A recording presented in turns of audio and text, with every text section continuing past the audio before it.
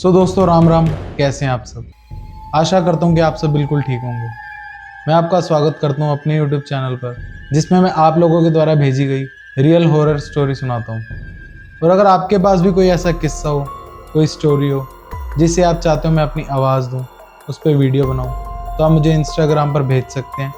ये मेरी Instagram ID है, तो आप मुझे इस पर डीएम कर सकते हैं। सो दोस्तों, ज़्यादा टाइम ना लेते हुए शुरू करते हैं आज की हॉरर स्टोरी। सो गाइस, जो आज की स्टोरी है वो हम लोगों की लाइफ से बिल्कुल मिलती जुलती है, क्योंकि आज की डेट में हर इंसान चाहता है कि उसका इनकम सोर्स बहुत अच्छा हो। तो इस वजह से वो कहीं ना कहीं बहुत हाथ पैर मारता है कि किसी तरीके से हमारा इनकम सोर्स सेट हो जाए। और इसी वजह से हम रोज़ नए नए आइडिया ढूंढते हैं बिजनेस करने के लिए, अपना इनकम सोर्स बढ़ाने के लिए। और उसमें से बहुत से लोग कामयाब भी होते हैं और बहुत से नहीं भी होते हैं। सो गाइज, इसी तरीके का आज हमारे पास एक किस्सा आया और जिन्होंने भेजा है उनका नाम विनोद है और वो गुड़गांव में रहते हैं और बिजनेसमैन है। तो ये स्टोरी विनोद जी के साथ तब होती है जब वो अपने इनकम सोर्स के लिए न्यू बिजनेस स्टार्ट करते हैं। सो विनोद जी ने शुरू से अपना ही बिजनेस करा था, लेकिन कुछ सालों से उनका बिजनेस डाउन जा रहा था, इतनी इनकम नहीं हो पा रही थी उस बिजनेस से।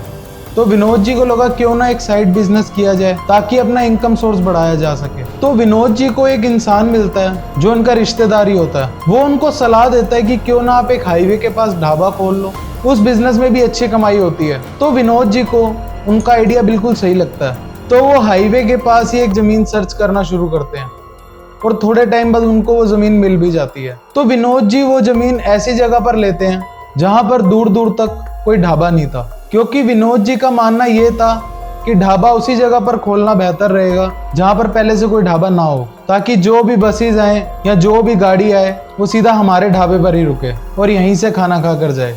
तो जैसे ही विनोद जी वो जमीन खरीदते हैं तो उसके तुरंत बाद उस जगह पर काम करवाना शुरू कर देते हैं और वो ढाबा कुछ महीनों में बनकर तैयार हो जाता है। तो विनोद जी का कहना है कि जो ढाबा उन्होंने बनवाया था वो दिखने में बहुत ही सुंदर था। तो गाइस, जो भी आप में से लोग हाईवे से निकलते हैं, कहीं टूर पर जाते हैं, तो आप लोगों को तो पता ही है कि ढाबों का काम दरअसल रात को ही स्टार्ट होता है, क्योंकि ज्यादातर लोग रात को ही ट्रैवल करते हैं और बसेस जब वहां पर रुकती हैं ढाबों पर खाना खाने के लिए, तो तभी उन लोगों का काम चलता है वहां पर, ढाबे वालों का। दरअसल खुद तो विनोद जी गुड़गांव रहते थे और यहीं से सब कुछ देखते थे, बट उन्होंने जो स्टाफ रखा था वो उस लोकेशन के आसपास का ही रखा था ढाबे की, ताकि वो रोज वहीं से अप डाउन कर लिया करें। तो गाइस, जब भी आप किसी नई जगह पर जाते हो या कोई जमीन खरीदते हो तो आप लोगों को नहीं पता होता कि वहाँ का इतिहास क्या है, वहाँ का बैकग्राउंड क्या है। तो इसी तरीके से आप लोग जमीन खरीदते हैं और आपको कुछ नहीं पता चलता स्टार्टिंग में। तो यही चीज विनोद जी के साथ होती है। स्टार्टिंग में तो ढाबा बहुत बढ़िया चलता है, बट थोड़े टाइम बाद ही जो वहां पर पैसेंजर रुका करते थे खाना खाने के लिए, उन्होंने शिकायत करना शुरू कर दी कि सर यहाँ पर ना कुछ हमें अच्छा फील नहीं होता। दरअसल जो भी कस्टमर रात को 1 बजे से पहले आते थे वो तो कोई शिकायत नहीं करते थे, बट जो रात को 1 बजे के बाद आया करते थे, खासकर वो लोग शिकायत किया करते थे। दरअसल जो टॉयलेट वाला पोर्शन था वो ढाबे से हटकर बना हुआ था और उन पैसेंजरों का ये कहना था कि सर जैसे ही हम टॉयलेट करने जाते हैं वहां पर और जैसे ही हम टॉयलेट करने के लिए दरवाजा बंद करते हैं सर, तो बाहर से कोई ऐसा लगता है कि इतनी तेज तेज दरवाजा बजा रहा है, और जैसे ही हम दरवाजा खोलते हैं तो बाहर कोई नहीं होता। मानो ये कंप्लेंट एक बंदे ने नहीं, 2 बंदे ने नहीं, बहुत बंदे कर चुके थे ये कंप्लेंट उनको वहां पर। तो विनोद जी को लगता है कि शायद कोई ना कोई ऐसा है जो यहाँ पर ढाबे को बदनाम करना चाह रहा है, जो नहीं चाहता कि हम यहाँ पर काम करें। तो विनोद जी क्या करते हैं कि अपने स्टाफ में से एक बंदे की ड्यूटी उस टॉयलेट के बाहर लगा देते हैं ताकि पता लग सके कि ये चीज कौन कर रहा है। तो जैसे ही विनोद जी टॉयलेट के बाहर एक बंदे की ड्यूटी लगाते हैं तो कुछ दिन तक तो मानो सब कुछ बिल्कुल ठीक हो जाता है, बट थोड़े दिन के बाद ही दोबारा वो चीज होना शुरू हो जाती है वहां पर और लोगों की दोबारा वही कंप्लेंट आना शुरू हो जाती है वहां पर। तो जो स्टाफ का एक बंदा विनोद जी ने वहां पर रखा होता है टॉयलेट के बाहर, तो विनोद जी उस पर बहुत गुस्सा करते हैं। तू अपनी ड्यूटी छोड़कर कहाँ चला जाता है, तेरा ड्यूटी पे ध्यान ही नहीं होता।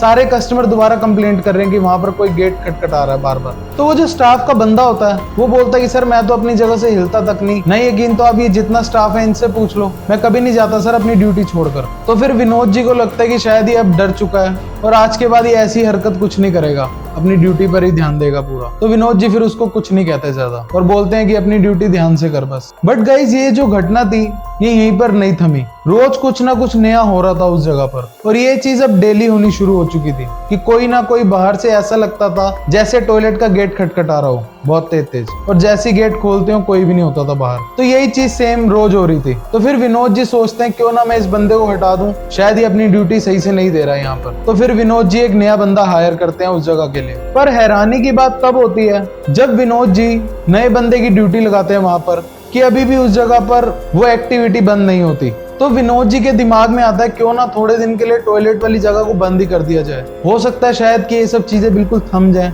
जब वो टॉयलेट बंद होगा तो। लेकिन गाइस, विनोद जी की ये सोच गलत थी। वहां पर चीजें कम होने के बजाय और भी बढ़ चुकी थी। पहले तो गाइस सिर्फ टॉयलेट वाली जगह पर एक्टिविटी हो रही थी, बट अब ढाबे में भी एक्टिविटी होना शुरू हो चुकी थी, और इस चीज ने विनोद जी को अंदर से हिला कर रख दिया। दरअसल हुआ क्या कि अब जितने भी कस्टमर आ रहे थे उनकी शिकायत चेंज हो चुकी थी, क्योंकि वो बोलते थे कि सर जब हम आपके यहाँ पर खाना खाने आते हैं उससे पहले हमारी गाड़ी बिल्कुल ठीक होती है, और जैसे ही हम खाना खाकर निकलते हैं और जैसे ही अपनी गाड़ी के पास जाते हैं तो हम देखते हैं कि हमारी गाड़ी डैमेज है कहीं ना कहीं से। जैसे कई जगह पर बोनट के ऊपर स्क्रैचेस लगे होना, कभी टायर पंचर होना, और कभी हेडलाइट टूटी होना। तो इस तरीके की घटनाएं होनी वहां पर शुरू हो चुकी थी, क्योंकि वो जो पार्किंग थी वो भी एक सुनसान जगह पर ही बनी हुई थी, ढाबे के बिल्कुल साइड पे। और ढाबे वाली जगह तक तो प्रॉपर लाइटिंग थी, बट जहां पर पार्किंग बनी हुई थी वहां पर लाइट्स बिल्कुल कम थी। तो अब ये चीज विनोद जी को बिल्कुल समझ नहीं आती, और उस जगह पर विनोद जी ने एक सीसीटीवी कैमरा भी लगवाया हुआ था। और जब विनोद जी ने वो सीसीटीवी कैमरा चेक करा इतनी घटनाएं सुनने के बाद, तो उनको सीसीटीवी कैमरा में कुछ नजर नहीं आता कि आखिर ये अपने आप कैसे हो रहा है यहाँ पर। इस चीज से विनोद जी और परेशान हो जाते हैं कि आखिर हो क्या रहा है यहाँ पर। और जैसे जैसे ये टाइम बीत रहा था वैसे वैसे ही एक्टिविटी वहां पर बढ़नी शुरू हो चुकी थी,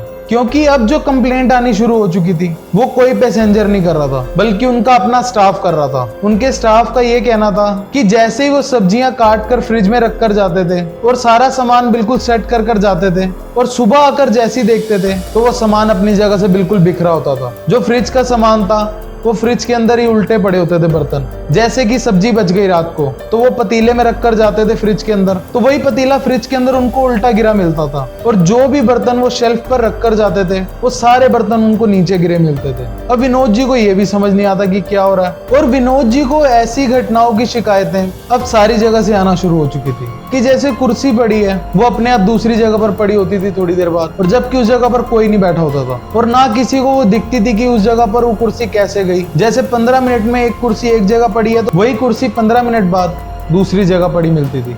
जैसे किचन का बल्ब अपने आप खराब होना, थोड़ी देर में अपने आप ही ठीक हो जाना। जैसे ढाबे के अंदर प्रॉपर बिजली का होना, इलेक्ट्रिसिटी फुल होना वहां पर, प्लस जनरेटर भी लगा होता था, उसके बाद भी लाइट्स अपने आप कभी कभार ब्लिंक करना शुरू हो जाना सारे ढाबे की, और फिर थोड़ी देर बाद अपने आप प्रॉपर ठीक हो जाना। और ये सब चीजें होना वहां पर स्टार्ट हो चुकी थी। तो इतनी सब घटनाएं होने के बाद विनोद जी को लगता है कि मेरा वहां पर जाना बहुत जरूरी है। तो विनोद जी क्या करते हैं कि कुछ दिनों के लिए ढाबे पर ही आ जाते हैं अपने। वो खुद ही ढाबा खोलते हैं और खुद ही रात को बंद करते हैं, और पूरा दिन ढाबे पर ही बैठना शुरू कर देते हैं। लेकिन हद तो तब पार होती है जब विनोद जी नोटिस करते हैं कि रोज रात के समय एक कुत्ता उनकी गाड़ी पर बाथरूम कर कर जाता है। फिर विनोद जी को एक दिन इतना गुस्सा आता है कि वो एक पत्थर उठाते हैं और उसके पीछे भागते हैं उसको मारने के लिए। गाइस, आप यकीन नहीं करोगे, वो जैसे उस कुत्ते को मारने के लिए जाते हैं खेतों की साइड, अप्रोक्स रात का टाइम होगा 11 साढ़े 11 बजे का। वो जैसे ही उस कुत्ते को मारने के लिए जाते हैं वो कुत्ता खेतों में जाकर इंसान बन जाता है, और जैसे ही वो इंसान बनता है वो अपने रास्ते निकल जाता है बिल्कुल सीधा, पीछे मुड़कर नहीं देखता विनोद जी को। तो जैसे विनोद जी ये सीन देखते हैं उनकी हालत बिल्कुल खराब हो जाती है, और वो भागकर अपने ढाबे में आ जाते हैं वापसी। बट आकर वो ये चीज किसी को नहीं बताते, कहीं उनका स्टाफ ना चला जाए छोड़कर नौकरी, क्योंकि अगर किसी को पता चलेगा कि इस जगह पर ऐसी ऐसी पैरानॉर्मल एक्टिविटी हो रही है तो लाजमी बात है उस जगह पर कोई भी नहीं रुकेगा। तो इसीलिए विनोद जी अपने स्टाफ में से किसी को नहीं बताते ये चीज, बस डर सहम कर बैठ जाते हैं खुद। बट उनको इस इंसिडेंट के बाद ये चीज अब रोज दिखना शुरू हो चुकी थी। जैसे कि उनको लगता था कि ढाबे के अंदर जो कुर्सियां हैं उस पर कोई ना कोई शख्स बैठा हुआ है हर टाइम, और जैसे ही वो कुर्सी के पास जाते थे तो कोई नहीं होता था वहां पर। जैसे कभी लगता था कि ढाबे के बाहर कोई लेडीज खड़ी है, और वो जैसे ही जाकर देखते थे वहां कोई नहीं होता था। और इन्हीं सब घटनाओं के बीच कस्टमरों की दोबारा शिकायत आना शुरू हो चुकी थी कि सर हम बाथरूम करने जाते हैं तो ऐसा लगता है कोई पीछे से गेट खटखटा रहा है, और जैसे हम खोलते हैं वहां कोई नहीं होता। और कुछ का तो यहाँ तक कहना था कि सर हम जब बाथरूम करने जाते हैं तो कोई शख्स वहां पर खड़ा होता है और हमें घूर रहा होता है। जबकि उस जगह पर विनोद जी ने स्टाफ भी नहीं रखा हुआ था बाथरूम वाली साइड, स्टाफ को भी दोबारा अंदर ही बुला लिया था उस घटना के बाद जो उन्होंने देखा था कि खेतों के अंदर जैसे उन्होंने कुत्ते को एक इंसान बनते हुए देखा था। तो इस घटना के बाद उन्होंने टॉयलेट के पास भी अपना स्टाफ रखना बंद कर दिया था, क्योंकि वो जगह भी रिस्की थी।